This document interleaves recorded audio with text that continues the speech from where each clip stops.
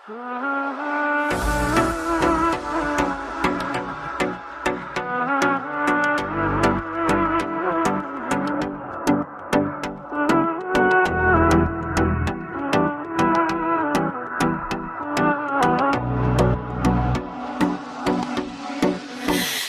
aktarar,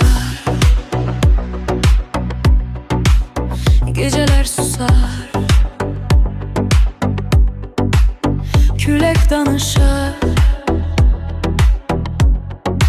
ürek yorular.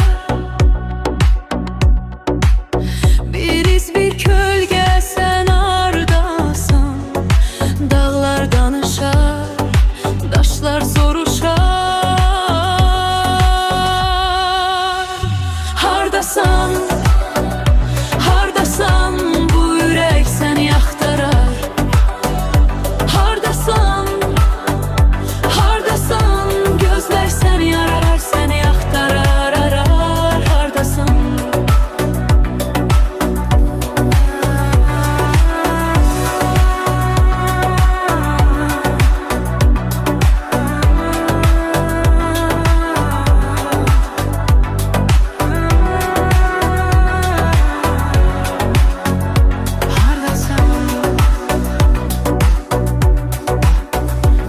danışar, dalgalar susar. Bir yol bir ümit, uzakta yanar. Seni görürüm ya yuxu olalım. Sensiz bu dünya bir karanlık var.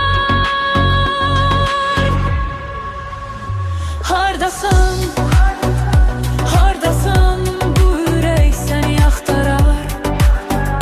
Hardasan, hardasan, gözlər səni arar, səni axtarar, arar. Hardasan,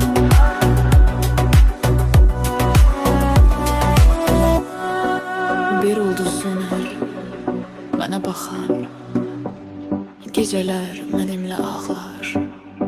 Sen hardasan? Bu sükut nedir? Sensizlik, bağlılık.